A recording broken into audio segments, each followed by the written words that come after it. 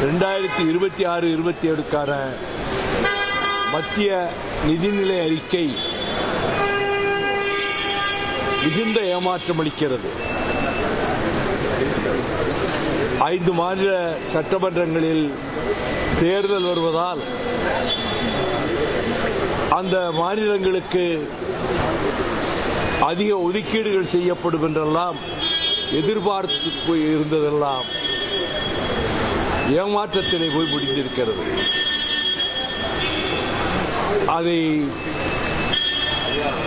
அமெரிக்காவினுடைய இந்த tax terrorism, அந்த வரி கொடுமையிலே இருந்து மீள்வதற்கு ஐரோப்பிய ஒன்றியத்தினுடைய வர்த்தக ஒப்பந்தம் நமக்கு அது ஈடு கொடுக்கும் என்று நிதியமைச்சர் மாண்புமிகு நிர்மலா சீதாராமன் நேற்றைக்கு தெரிவித்தார்.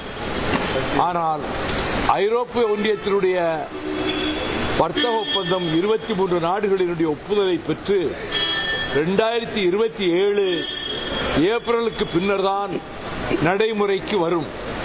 இந்த ஓராண்டு காலத்திற்கு அப்படியானால் எந்த விதத்திலே மத்திய அரசு சமாளிக்கப் போகிறது என்பதற்கு எந்த விதமான தீர்வும் சொல்லப்படவில்லை.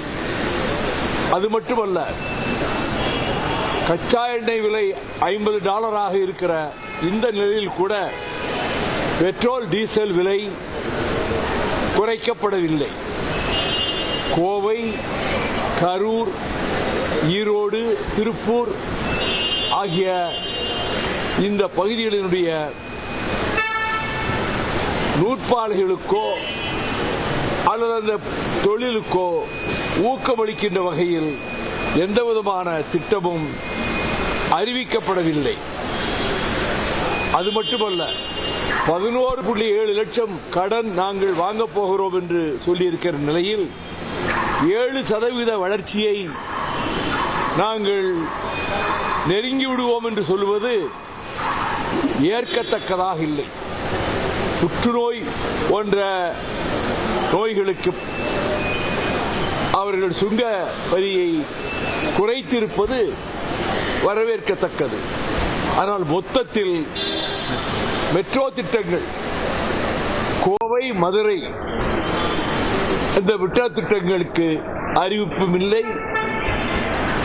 ஏற்கனவே இருக்கிற திட்டங்களுக்கு நிதியும் சரியாக ஒதுக்கப்படாமல் தமிழகம் வஞ்சிக்கப்பட்டிருக்கிறது என்றுதான் நேற்றைக்கு நான் செய்தியாளர்களிடம் சென்னையில் கூறினேன்.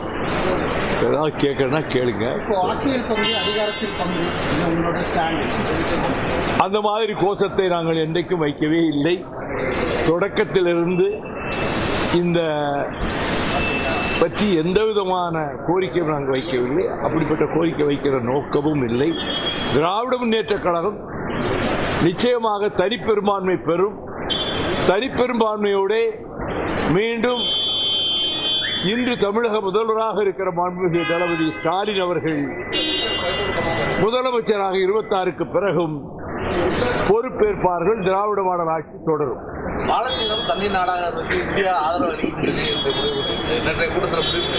நல்ல விஷயம் தானே.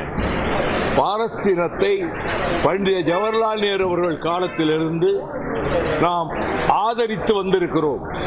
இடைக்காலத்தில் நரேந்திர மோடி பொறுப்புக்கு வந்த இந்த காலத்தில் தான் இஸ்ரேலின் உறவை அவர்கள் நெருக்கமாக்கிக் கொண்டார்கள்.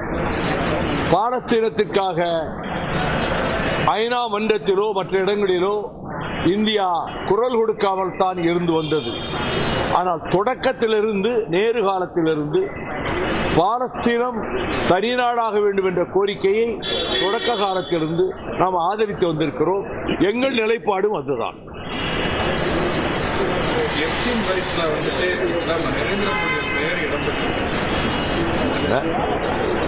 நரேந்திர மோடிக்கு நாட்டில் நல்ல பெயர் கிடையாது. அவர் ஏதாவது ஏற்பாடு பண்ணி பேர் வாங்கிடுவார்.